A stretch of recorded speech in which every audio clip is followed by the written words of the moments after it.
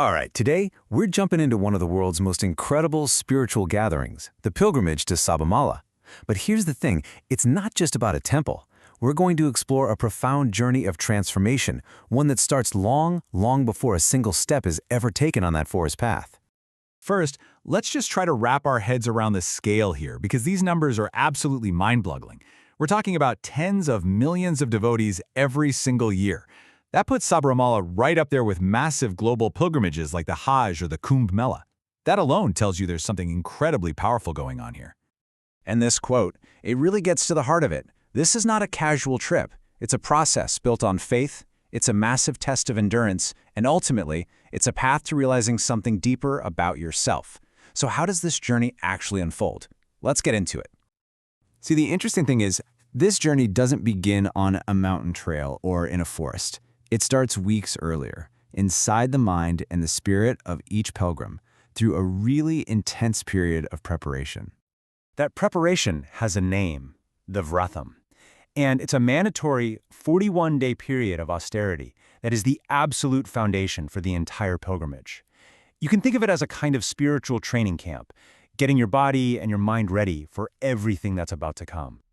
So what does this Vratam actually involve? Well, it's all about strict discipline. We're talking about things like celibacy and eating a simple vegetarian diet. Pilgrims also wear simple black or blue clothes, which is all about shedding vanity and social status.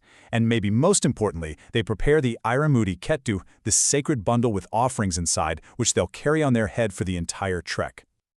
Okay, so once those 41 days of intense preparation are over, the physical journey finally begins. And this is where that endurance part really kicks in, as pilgrims start making their way through this incredibly challenging and sacred landscape. And you gotta understand, the location itself is a huge part of the story. Sabarimala isn't in some city. It's deep inside the Periyar Tiger Reserve in Kerala, sitting at over 900 meters above sea level.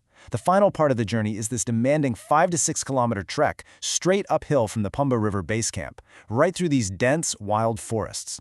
The environment itself becomes part of the spiritual test. You know, this remote, forest-bound identity has defined the temple for centuries. It's ancient.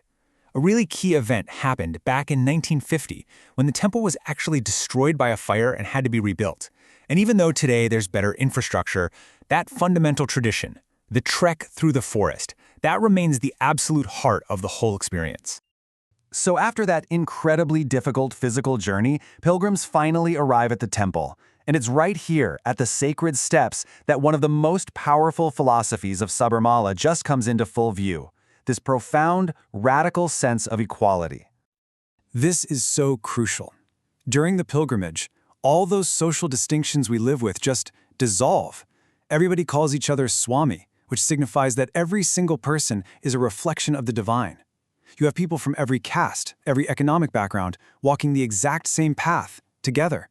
And get this, as a brilliant symbol of this unity, there's a shrine nearby that honors Vavar Swami, who is a Muslim companion of the deity Ayyappa. It's just a unique symbol of religious harmony. You know, even the way the temple looks reflects this idea.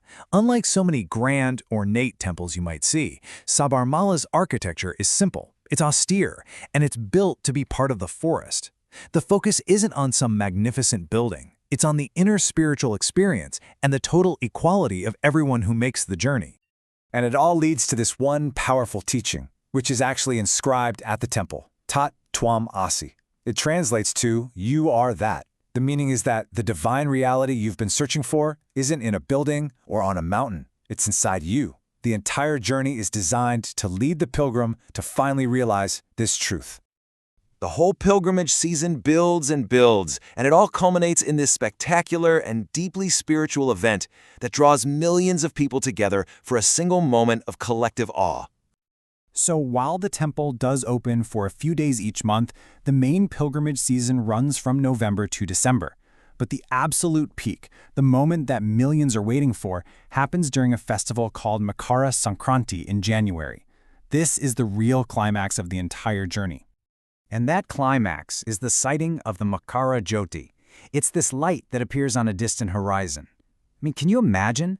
After everything you've just been through, the 41 days of discipline, the grueling trek, seeing this light, together with millions of others, is this moment of just intense emotional and spiritual release. A truly unifying experience.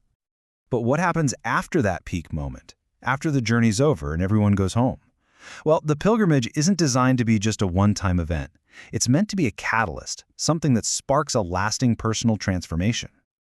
Pilgrims carry these core lessons back with them into their daily lives. They've experienced true equality. They've learned the power of self-discipline.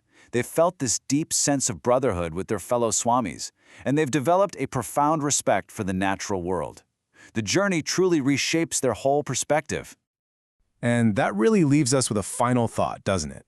The Sabarimala pilgrimage is such a powerful reminder that in a life where we're so often focused on the destination, maybe it's the discipline, the struggle, and the transformation along the way. That's the true purpose of the journey.